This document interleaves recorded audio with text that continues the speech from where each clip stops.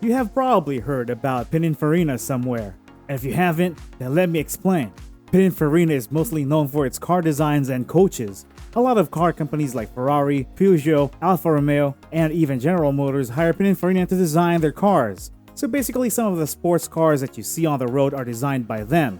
If this is so, then imagine what they could do with their car.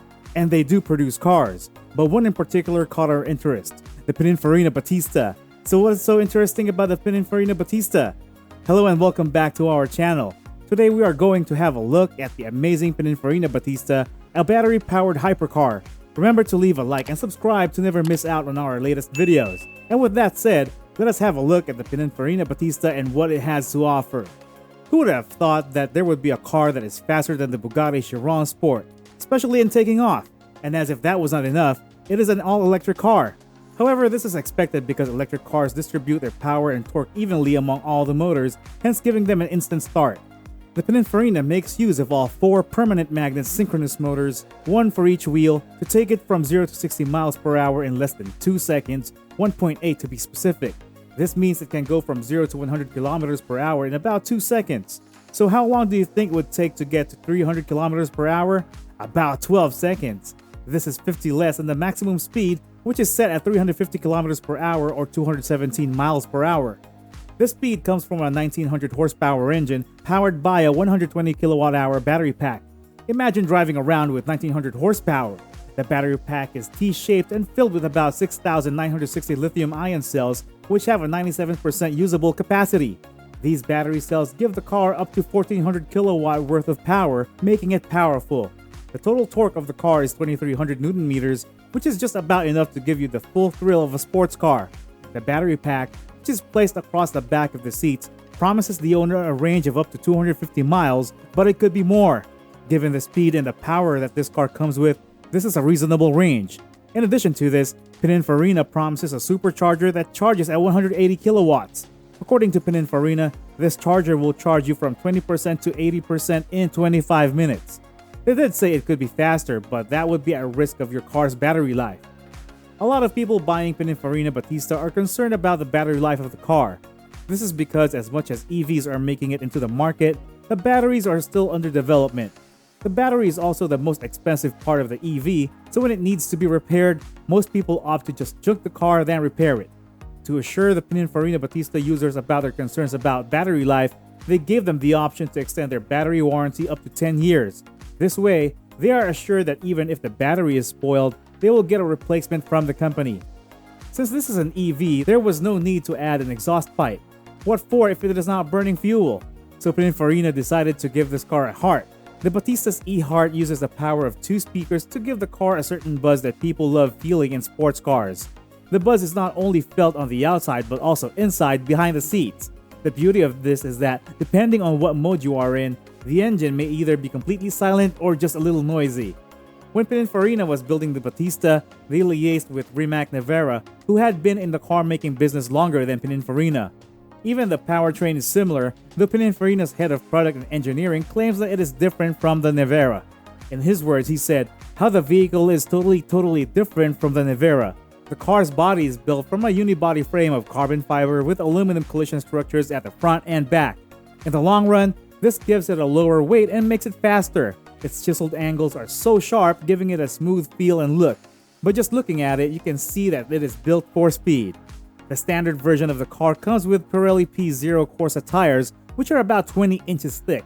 However, you can change the tires as you feel like, as they offer a variety of tires including winter options. The tires are mounted on a 533.4mm thick rims, giving them an aggressive appearance. To help you brake when you are just cruising on the highway or freeway, the Battista comes with a carbon ceramic disc brakes at the front and back, which are about 390mm thick.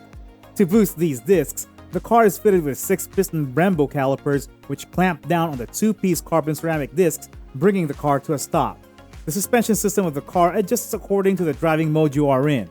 5 different driving modes are depending on the track you are on or how fast you feel like going. Each driving mode changes the suspension along with the power of the car accordingly, giving you different feelings. The suspension, which is a double wishbone by the way, comes with adaptive KW dampers. When you lift the dihedral doors, you are met by a lavishly looking cabin. The interior has the latest technology. 3 screens surround the driver.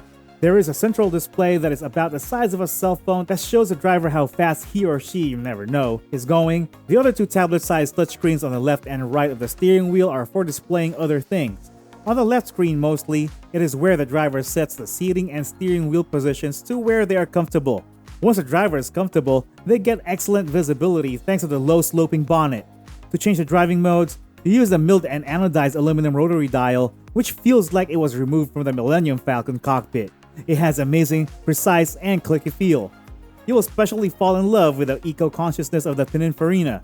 The interior materials mostly seem natural, as Pininfarina used olive leaves to tan the leather surfaces in the cabin and then used reclaimed fishing nets for the carpets. The steering wheel itself is made of carbon fiber, giving it more grip and an amazing feel. The Battista will blend in perfectly on public roads with its moderate throttle in milder modes. Its linear power buildup and intuitive throttle response will make you feel at ease in the city. But be ready for the attention because the cameras will be moving from left to right. The steering is insulated and moderately communicative, giving you a nice, comfortable feel. You'd never know how powerful it is beneath the surface unless someone told you. But once you switch to Furiosa mode, you will find yourself off the road in no time. You would not even struggle with speed, as you would just be cruising past other cars. We will sum it all up in the pros and cons of the car. Pros. First, you get to drive one of the fastest hypercars that there are, which is all electric. It takes only a short time to get to maximum speed, faster than the Bugatti Chiron Sport. The design is just superb, as Pininfarina paid close attention to detail. They made it look and feel like you would fly in this thing. Last but not least, you get to feel what the future of Italian supercars feels like, since this is where most companies are headed. And now to the cons. Be ready to answer the question, what type of Ferrari is this? Since Pininfarina is the one behind most of the Ferrari designs, the Pininfarina Battista looks similar to the Ferrari design, so you will be asked that question as you stop at some places. The range is also quite low for this car, given that it is a hypercar. Pininfarina should think about increasing the range. And lastly, to get this car into your garage, you would need to pay about $2.2 million to get it from Pininfarina. So far, they have only produced about 150 cars, but we hope that they will produce others for those who want to own one. And that's all for today, guys. This is what we know about the Pininfarina Battista. What part of the car do you love? Given a chance, would you own one? Let us know in the comment section below. Don't forget to leave a like and subscribe to our channel for more interesting videos. Until next time, bye.